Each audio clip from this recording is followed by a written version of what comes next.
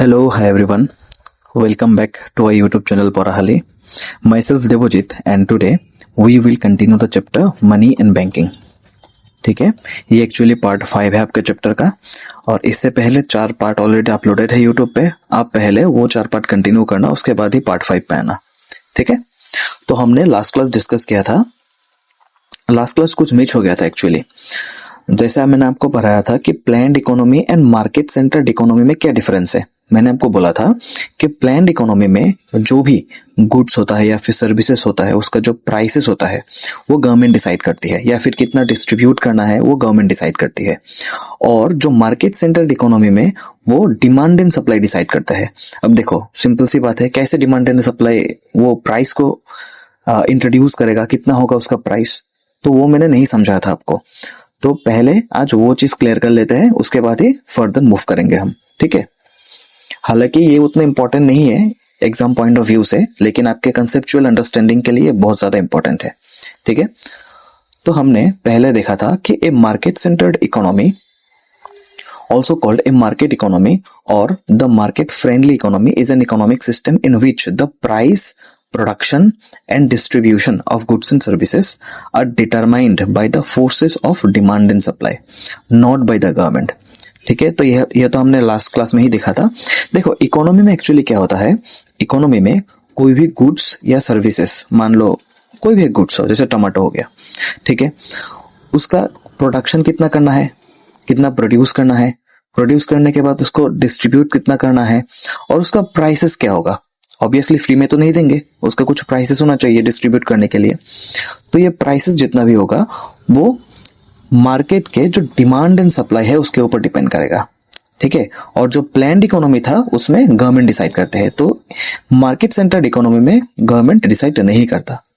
ठीक है, demand and supply decide करता है। ठीक है, अब देखो in this system producers decide what to produce based on the consumers want. ठीक है, तो प्लान्ड इकोनॉमी में ये सब गवर्नमेंट डिसाइड करते हैं, लेकिन मार्केट सेंटर्ड इकोनॉमी में प्रोड्यूसर डिसाइड करता है। प्रोड्यूसर मतलब फार्मर। फार्मर डिसाइड करता है कि व्हाट टू प्रोड्यूस, क्या प्रोड्यूस करना है मुझे, based on what consumer want, मतलब हम जो फार्मर से खरीदेंगे, ठीक है, तो हमको क्या चाहिए उसके ऊपर डिपेंड करके फार्मर प्रोड्यूस करेगा। जैसे मान लो एक फेस्टिवल का सीजन है अब, ठीक है, तो फ्रूट्स का डिमांड ज्यादा होगा, एप्पल का डिमांड ज्यादा होगा, तो प्रोड्यूसर क्या करेंगे, एप्पल को ज्यादा ही उगाएंगे। ठीक है, and consumer decide what two by based on their preference and income, और हम लोग डिसाइड करेंगे मुझे क्या खरीदना है। ठीक है, तो एक्चुअली ये डिमांड एंड सप्लाई के ऊपर डिपेंड करता है। अब देखो कैसे, देखो मैंने बोला था कि मार्केट में जितना डिमांड एंड सप्लाई होगा उस हिसाब से उसका प्राइस होगा। देखो मान लो कि ऐसा सिचुएशन आता है कि डिमांड जो है ना एप्पल का वो इंक्रीज हो जाता है। क्यों? क्योंकि suppose many people suddenly want to buy apple, सबको एप्पल ही खरीदना है क्योंकि जो हेल्थ अवेयरनेस, ठीक है, एप्पल खाने से हेल्थ अच्छा होता है, तो इसके वजह से सब लोगों को एप्पल ही खरीदना है। ठीक है, अगर सब लोगों को एप्पल ही खरीदना है तो एप्पल का डिमांड तो ऑब्वियसली इंक्रीज होगा, ज्यादा होगा डिमांड। ठीक है, लेकिन फार्मर ने सप्लाई सेम ही रखा। क्यों? क्योंकि फार्मर को पता नहीं था कि इतना डिमांड बढ़ जाएगा, और फार्मर अब तो एक दिन में इतना प्रोड्यूस नहीं कर सकता, क्योंकि जो एप्पल की खेती है उसको करने में टाइम लगता है। ठीक है, तो फिलहाल के लिए जो सप्लाई है फार्मर साइड से वो सेम रहेगा। ठीक है, क्योंकि farmer can not instantly produce more Apple. ठीक है, अभी तो डिमांड बढ़ा है तो अभी तो इतना एप्पल प्रोड्यूस नहीं कर सकेगा। इसकी वजह से क्या हुआ, buyers compete for the limited apples and price increases. तो अब क्या होगा, मान लो फार्मर के पास 100 ही एप्पल है बेचने के लिए, लेकिन लोग जो खरीदना है उसको 200 एप्पल चाहिए, मतलब ज्यादा चाहिए, लेकिन फार्मर के पास इतना तो है नहीं।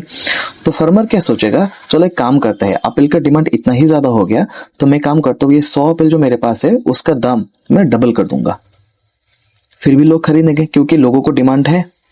ठीक है, तो ऐसा क्या होता है, प्राइस इंक्रीजेस हो जाती है। ठीक है, मतलब जब डिमांड ज्यादा होता है और सप्लाई सेम रहता है तो क्या होगा, प्राइस इंक्रीज होगा। ठीक है, so if apples were 100 per KG before the price may rise to 150 rupees per KG.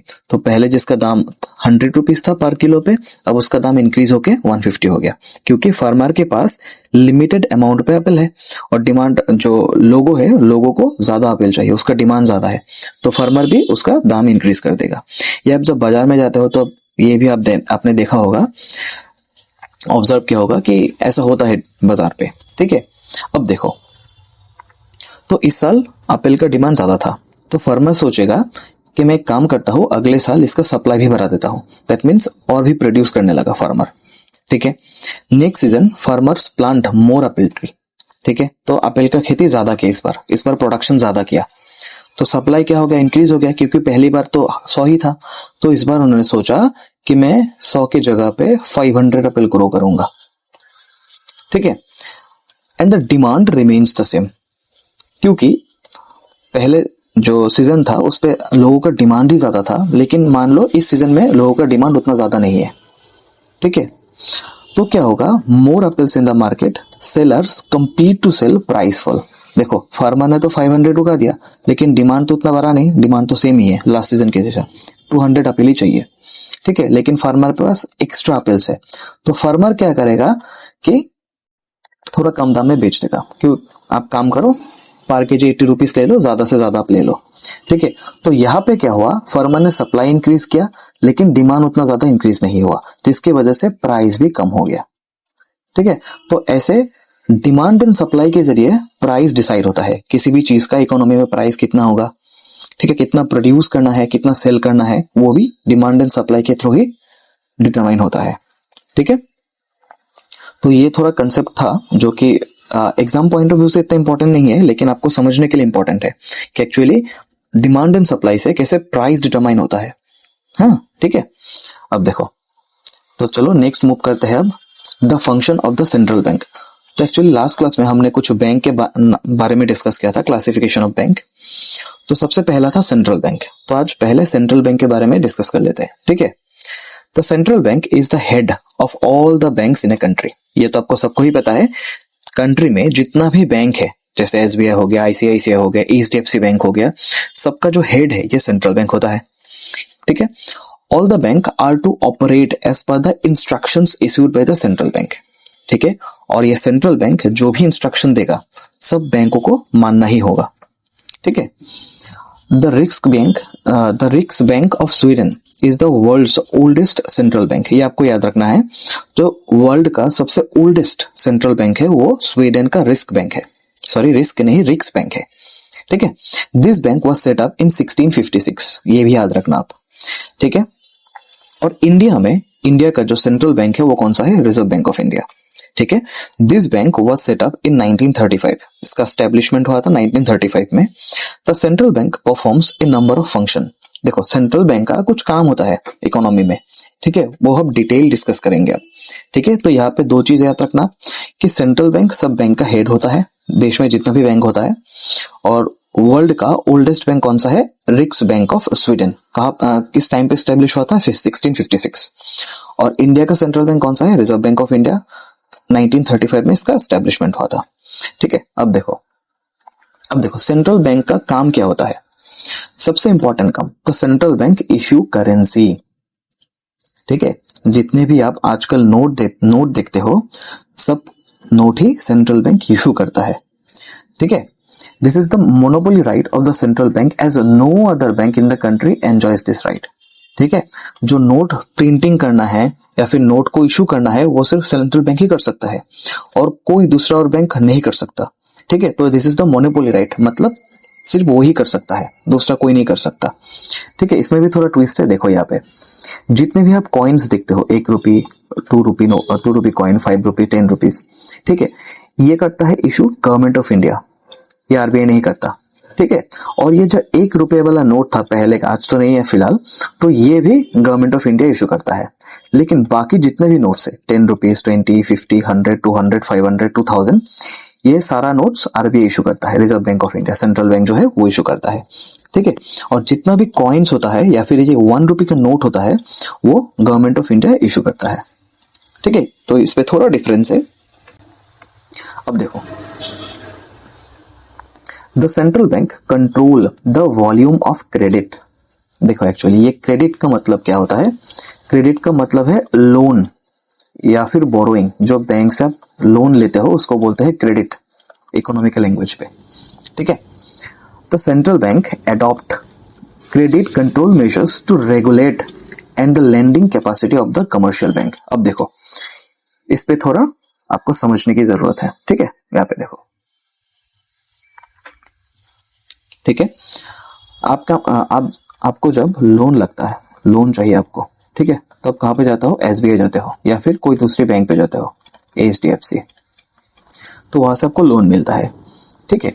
तो आरबीआई एक्चुअली क्या करता है, ये कितना अमाउंट पे आपको लोन देगा वो कंट्रोल करता है। अब कैसे, देखो मान लो एसबीआई ने आपको लोन दे दिया 5 लाख रुपीस का, 5 लाख रुपए का लोन दे दिया, तो आपके पास अब ज्यादा मनी आ गया, ठीक है। तो आप स्पेंड ज्यादा करोगे, स्पेंड, ठीक है। आप क्या करोगे, स्पेंड ज्यादा करोगे। और मान लो कि आरबीआई हर एक इंसान को 5 लाख रुपए लोन दे रहा है, ठीक है, तो सब कोई जाके क्या करेगा, ज्यादा से ज्यादा स्पेंड कर देगा, खर्च कर देगा। तो इससे क्या होगा, हर एक गुड्स एंड सर्विसेज का प्राइस भी ज्यादा होगा। दुकानदार सोचेगा कि सबके पास तो इतना पैसा है तो मैं प्राइस इंक्रीज कर लेता हूं, तो इसके वजह से क्या इंक्रीज होगा, इन्फ्लेशन इंक्रीज होगा। इन्फ्लेशन मतलब जब गुड्स एंड सर्विसेज का दाम बढ़ जाता है, ठीक है। तो अगर आरबीआई ज्यादा लोन दे दे सबको तो क्या होगा, उससे इन्फ्लेशन होगा। मान लो आरबीआई लोन सबको कम करके दे रहा है, ठीक है, मान लो 10,000 रुपीज दे रहा है सिर्फ, ठीक है। अब देखो किसी किसी को तो जेन्युइनली लोन का जरूरत होगा क्योंकि उसे बिजनेस करना है, ठीक है। तो अब 10,000 अमाउंट पे लोन देगा तो बिजनेस तो प्रॉफिट नहीं होगा बिजनेस में इतना, तो इसकी वजह से क्या होगा, डिफ्लेशन होगा। डिफ्लेशन में मतलब जहां पे इन्फ्लेशन का मतलब है कि किसी भी एक गुड्स एंड सर्विसेज का प्राइस इंक्रीज होना, डिफ्लेशन का मतलब है प्राइस डिक्रीज होना, ठीक है। तो मतलब अगर ज्यादा लोन दे दिया तो उस पर भी प्रॉब्लम है, लोग ज्यादा खर्च करेंगे, लोग ज्यादा खर्च करेंगे तो सब चीजों का प्राइस इंक्रीज होगा, सब चीजों का प्राइस इंक्रीज होगा तो इन्फ्लेशन होगा।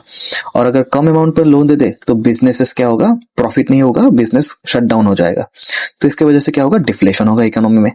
तो आरबीआई क्या करता है, ये कितना अमाउंट पे आपको लोन देना चाहिए ये कंट्रोल करता है। इसलिए यहाँ पे बोला देखो कि the central bank control the volume of credit, ठीक है, कितना क्रेडिट आपको देना होगा बैंक से वो आरबीआई डिसाइड करेगा। The central bank adopt credit control measures to regulate the lending capacity of the commercial bank. देखो हालांकि ऐसा नहीं है कि आरबीआई बोल देगा कि आपको 5 लाख रुपए है, ऐसा नहीं है, लोन देना है, ऐसा नहीं है, ठीक है। आरबीआई आपको कुछ मेजर्स है, जैसे कैश रिजर्व रेशियो बोलते हैं, वो ज्यादा टेक्निकल हो जाएगा, मैं आपको नहीं बताऊंगा वो, ठीक है। तो आरबीआई क्या करता है, देखो एक्चुअली एसबीआई, एचडीएफसी ये जो बैंक है आरबीआई से लोन लेता है, ठीक है। तो आरबीआई क्या करेगा, इन लोगों को बोलेगा मैं आपको इंटरेस्ट रेट बढ़ा दूंगा, ठीक है। तो अगर इंटरेस्ट रेट ज्यादा लेगा तो एसबीआई आपसे भी इंटरेस्ट रेट ज्यादा लेगा, तो लोग कम रुपीस लोन पे लेना स्टार्ट कर देगा। तब क्या होगा, ये जो अमाउंट है, मतलब जो पहले एसबीआई आपको 5 लाख रुपए लोन देता था तो आपको कम अमाउंट पे लोन मिलेगा क्योंकि इंटरेस्ट रेट ज्यादा हो गया, या फिर लोग क्या करेगा, इंटरेस्ट रेट ज्यादा होने की वजह से लोन भी कम अमाउंट पे लेगा, तब क्या होगा, इन्फ्लेशन नहीं होगा, ठीक है। तो आरबीआई से क्या करता है, जितना भी लोन इकोनॉमी में फ्लो होना है उसको कंट्रोल करते हैं, ठीक है। अब देखो the next one, the central bank is the bankers bank. The central bank examine the account of all the member bank. Whenever the bank are in the financial crisis, it is the central bank that comes up to their help. देखो central bank कहता है हर जितने भी bank होता है, जैसे SBI commercial bank हो गया, आपका एचडीएफसी हो गया, आईसीआईसीआई हो गया, सब बैंकर्स का बैंक है ये। मतलब क्या है कि हर एक बैंक ने अपने जो, जैसे हम क्या करते हैं बैंक पे जाके अपना अकाउंट खोलते हैं, तो ऐसे ही हर एक बैंक जैसे एसबीआई हो गया, एचडीएफसी हो गया, आईसीआईसीआई हो गया, वो लोग क्या करते हैं आरबीआई के पास अपना अकाउंट खोलते हैं, ठीक है। तो आरबीआई क्या करता है, इन लोगों को अकाउंट को एग्जामाइन करते हैं, और जब भी किसी को फाइनेंशियल क्राइसिस होता है, जैसे पैसे कम होता है लोन देने के लिए, तो सेंट्रल बैंक क्या करता है, उनको हेल्प करता है थोड़ी सी लोन देके, ठीक है, कम इंटरेस्ट रेट पे लोन दे देगा। तो it is the another function of the central bank. ठीक है, उसके बाद देखो, the central bank is the financier, adviser and the agent to the government. मतलब क्या है कि गवर्नमेंट को जब भी मनी की जरूरत होगा तो central bank, that means RBI, क्या करेगा, फाइनेंस करेगा उसको। ठीक है, उसके बाद है एडवाइजर। एडवाइजर मतलब कोई भी प्रकार का फाइनेंशियल एडवाइस देना है गवर्नमेंट को, वो आरबीआई देगा। ठीक है, तो आरबीआई क्या करता है, जब गवर्नमेंट को पैसे की जरूरत होती है तो आरबीआई उसको फाइनेंस करते हैं एंड उसको एडवाइस भी देते हैं, एज ए एजेंट भी काम करते हैं। ठीक है, देखो यहाँ पे, the government faces A budgetary deficit when the aggregate expenditure shown in the budget exceeds the aggregate revenue to be earned by the government. ठीक है, this deficit is removed when the central bank print new money and make it available to the central government. अब देखो, ये थोड़ा tough है, मैं आपको समझा देता हूं। ठीक है, आपको तो ये पता है कि गवर्नमेंट क्या करते हैं, हर साल बजट लाते हैं। बजट में एक्चुअली क्या होता है कि गवर्नमेंट को कितना स्पेंड करना है, मनी कहाँ पे स्पेंड करना है, और गवर्नमेंट को इनकम कहाँ से आएगा, वो बजट में होते हैं। ठीक है, जैसे गवर्नमेंट इनकम कहाँ से करते हैं, जैसे आप टैक्स देते हो ना, तो टैक्स से गवर्नमेंट इनकम करता है। और स्पेंड कहाँ करते हैं, जैसे रोड बनाना है आपको, आपको हॉस्पिटल्स बनाना है, आपको स्कूल्स बनाना है, तो वहां पे गवर्नमेंट स्पेंड करते हैं। मान लो गवर्नमेंट ने सोचा था कि मान लो 1 लाख रुपए हम नेक्स्ट ईयर स्पेंड करेंगे और हमारा जो इनकम होगा वो 1,20,000 रुपये होगा। ठीक है, लेकिन जब उन्होंने स्पेंड करना स्टार्ट कर दिया, that means road banana, hospital banana start कर दिया, तब उन लोगों ने देखा कि उनका जो एस्टिमेट था वो 1 लाख रुपए से बढ़कर 2 लाख रुपए हो गया। देखो, गवर्नमेंट के पास इनकम कितना है, 1,20,000, लेकिन अब खर्च कितना होगा, 2 लाख रुपीज। तो कितना डिफरेंस आया, 80,000 का। ठीक है, तो गवर्नमेंट के पास अब 80,000 रुपीज डेफिसिट में है, कम है मनी। तो आरबीआई क्या करेगा, इस टाइम पे मनी प्रिंट करेगा, प्रिंट करके गवर्नमेंट को ये हेल्प करेगा 80,000 रुपीज देने में। हालांकि ये चीज में भी कुछ लिमिट है। ठीक है, 2003 में एक एक्ट आया था जिसका नाम था एफआरबीएम एक्ट। इसमें बोला था कि आरबीआई जो प्रिंट करके गवर्नमेंट को पैसे देगा वो भी लिमिटेड अमाउंट में होना चाहिए, अनलिमिटेड नहीं होना चाहिए। अगर अनलिमिटेड होगा तो क्या होगा, अगर अनलिमिटेड होगा तो आरबीआई अनलिमिटेड मनी गवर्नमेंट को देगा। ठीक है, तब क्या होगा, इकोनॉमी में इन्फ्लेशन होगा, हर चीज का प्राइस इंक्रीज हो जाएगा। ठीक है, जो हमने पहले देखा था कि लोगों के पास जब पैसा ज्यादा आना स्टार्ट हो गया तो क्या हो गया, हर गुड्स एंड सर्विसेज का प्राइस इंक्रीज हो गया, तो इसके वजह से इन्फ्लेशन हो गया। तो सिमिलर यहाँ पे भी ऐसा होगा। तो इसकी वजह से एफआरबीएम एक्ट में बोला है कि गवर्नमेंट जो आरबीआई जो गवर्नमेंट को पैसा देगा प्रिंट करके, वो भी लिमिटेड अमाउंट में होना चाहिए, अनलिमिटेड नहीं होना चाहिए। ठीक है, तो यहाँ पे यही बोला, देखो यहाँ पे, when the government faces budgetary deficit, मतलब 80,000 रुपीज का गवर्नमेंट के पास कम है, क्योंकि एग्रीगेट एक्सपेंडिचर मतलब जो गवर्नमेंट को खर्च करना था, shown in the budget exceeds. पहले तो गवर्नमेंट बोला था कि बजट में कि 1 लाख रुपए खर्च होगा इस पे, लेकिन जब गवर्नमेंट ने देखा कि ये जो एक्सपेंडिचर है वो एक्सीड हो गया, बढ़ के 2 लाख रुपीज हो गया, the aggregate revenue to be earned by the government, क्योंकि गवर्नमेंट के पास रेवेन्यू जो इनकम आता है वो तो 1,20,000 रुपए है, लेकिन गवर्नमेंट जो खर्च हो गया 2 लाख रुपए हो गया, तो एक डेफिसिट हो गया, गवर्नमेंट के पास 80,000 रुपीज का एक डेफिसिट हो गया। तो इसको रिमूव करता है when the central bank print new money, नया मनी प्रिंट करता है and make it available to the central government. And government RBI क्या करेगा, 18,000 रुपीज न्यू मनी प्रिंट करेगा, गवर्नमेंट को दे देगा कि आप ये जो डेफिसिट है आपको वो आप संभाल लो 80,000 रुपीज से। हालांकि इसमें भी थोड़ा ट्विस्ट है, क्योंकि अनलिमिटेड मनी प्रिंट नहीं कर सकता। अगर अनलिमिटेड मनी प्रिंट करेगा आरबीआई तो उस पर क्या होगा, लोगों के पास ज्यादा पैसा आ जाएंगे, लोगों के पास ज्यादा पैसा आ जाएंगे तो लोग हर चीज का जो प्राइस है वो इंक्रीज हो जाएगा, जिसपे इन्फ्लेशन हो जाएगा। ठीक है, अब देखो next, the central bank is the custodian of the foreign exchange reserve of the country.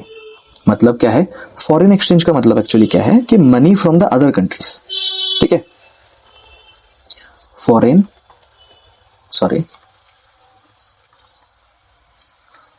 Exchange. ठीक है, इसका मतलब है मनी फ्रॉम अदर कंट्रीज। जैसे आपका डॉलर हो गया, आपका यूरो हो गया, आपका येन हो गया, इसको बोलते हैं फॉरेन एक्सचेंज। ठीक है, अब देखो, तो आरबीआई क्या करता है? RBI is the custodian of the foreign exchange reserve of the country. Country में जितने भी फॉरेन एक्सचेंज होता है उसको अपने पास रखता है। ठीक है, foreign exchange may flow into the country in many different way.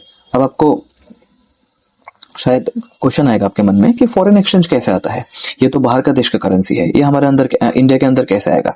देखो यहाँ पे देखो, foreign exchange may flow in the country like export earning. देखो इंडिया क्या करता है? एक्सपोर्ट करता है। जैसे मैं एग्जांपल देके आपको समझाता हूं। ठीक है, ये इंडिया है। इंडिया क्या करता है? राइस को एक्सपोर्ट करता है, दूसरे देशों में बेचता है। मान लो यूएसए, यूएसए में इंडिया राइस को बेचेगा, तो यूएसए रिटर्न में क्या देगा? कुछ डॉलर देगा। ठीक है, तो ये डॉलर जो आएगा इसको आरबीआई अब अपने पास रखेगा। ठीक है, उसके बाद देखो foreign investment. Foreign investment, foreign investment मतलब क्या है?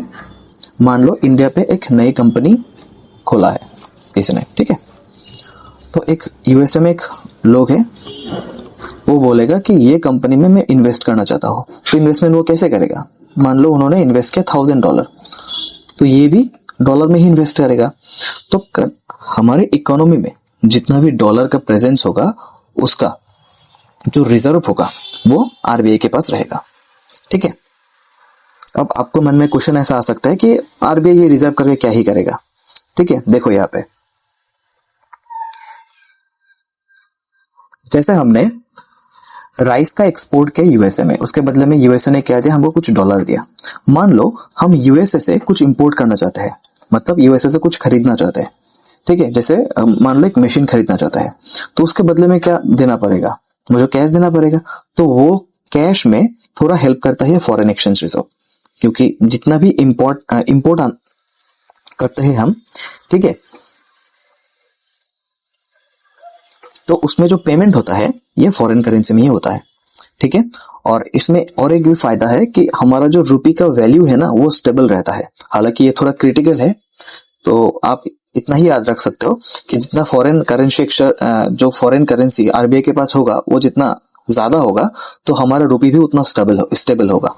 ठीक है, उसके बाद देखो RBI manages the rate of exchange.